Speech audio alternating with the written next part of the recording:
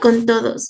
Qué bueno que nos pudimos conectar desde casa. La idea de hoy es que analicemos bien las tres generaciones de los derechos humanos, porque a veces solemos pensar que son como una lista fija de reglas que siempre han estado ahí, pero sin embargo la justicia no nació de la noche a la mañana, sino que ha ido evolucionando junto con las crisis de la historia a través de tres grandes etapas conocidas como generaciones.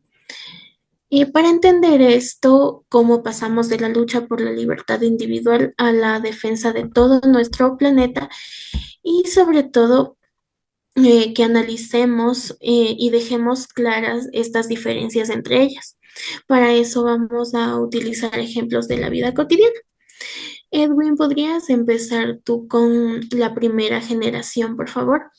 Hola, la primera generación se enfoca en la libertad, ya que estos derechos se crearon después de muchas luchas contra los abusos de los gobiernos y las monarquías, debido a que las personas buscaban proteger su libertad y evitar que el Estado tuviera poder absoluto sobre sus vidas. Estos son los derechos civiles y políticos, los cuales nacieron para que el gobierno no abuse de su poder. Tienen como característica principal que le exigen al Estado no meterse. Por ejemplo, el derecho a la libre expresión, el cual significa que tú puedes criticar al gobierno en tus redes sociales y la policía no puede ir a tu casa a arrestarte por eso.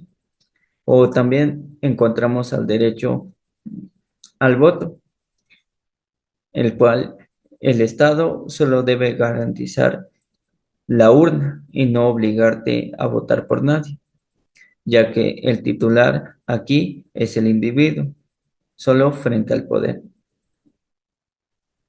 Qué buen ejemplo, Edwin. Es como si fuese una especie de escudo de protección personal.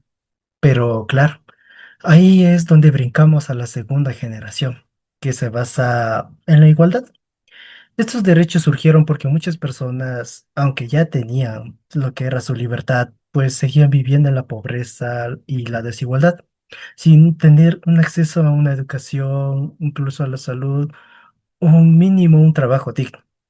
Pues la gran diferencia aquí es que el Estado ya no puede quedarse de brazos cruzados, sino que ahora tiene que actuar y gastar recursos.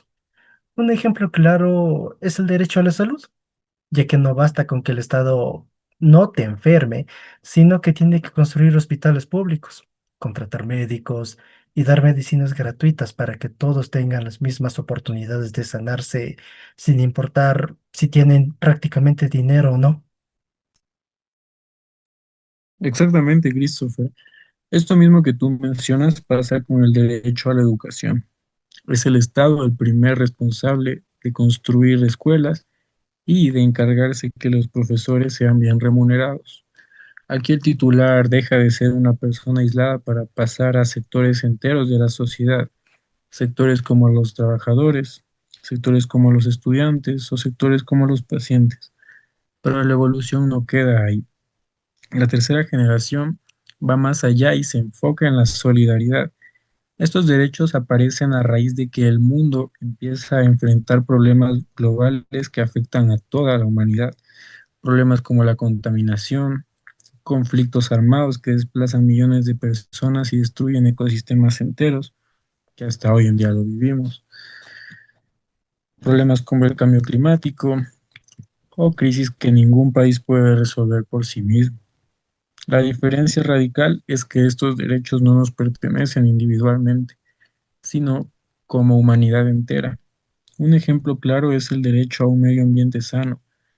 Si una empresa contamina un río o un país emite gases contaminantes en exceso, es un problema que nos afecta a todos como colectivo, sin importar fronteras ni nacionalidades. De igual forma, el derecho a la paz reconoce que la guerra ya no es solo un asunto entre estados. Sus consecuencias, tales como refugiados, hambrunas, contaminación por armamento, son situaciones que trascienden cualquier frontera y nos golpean como humanidad en conjunto. Pues sí, esos ejemplos lo dejan clarísimo, chicos. Si se dan cuenta, la diferencia en cómo actúa el Estado es total, porque en la primera generación el Estado es un observador que respeta tu espacio.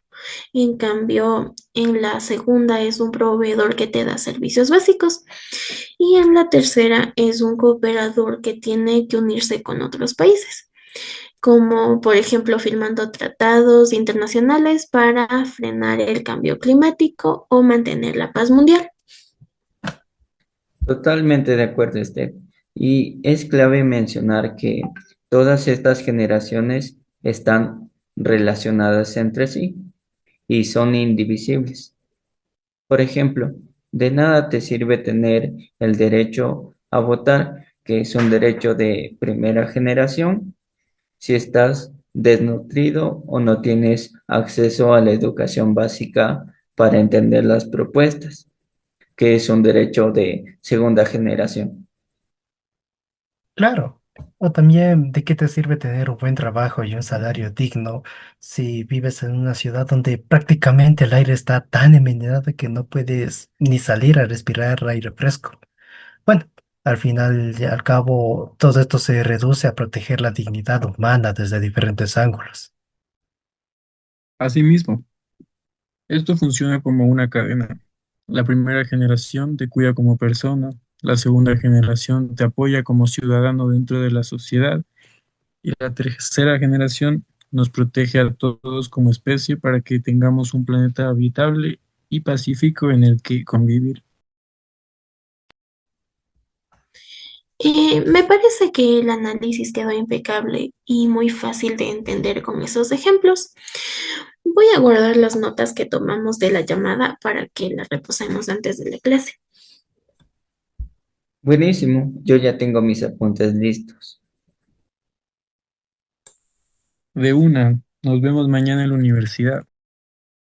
Como una reflexión final, podríamos decir que la dignidad humana no se divide, porque lo más valioso del análisis que hicimos es que nos invita a dejar de ver los derechos humanos como leyes frías y fragmentadas y empezar a verlos como un sistema que está vivo.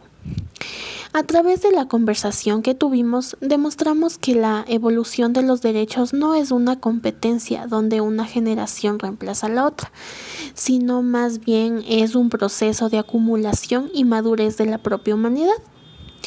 Como bien mencionamos en la llamada, estos derechos son indivisibles e interdependientes, porque no podemos fragmentar la dignidad humana. Aquí la verdadera lección es que el progreso no es real si solo es para unos cuantos o si se logra a costa del planeta. A la final, los derechos humanos son una cadena, porque si un componente se rompe, ya sea la libertad de expresión, el acceso a la salud o un medio ambiente limpio, la protección de toda la humanidad se viene abajo. Pero aquí es donde entra nuestra tarea de hoy, que es cuidar cada uno de estos componentes.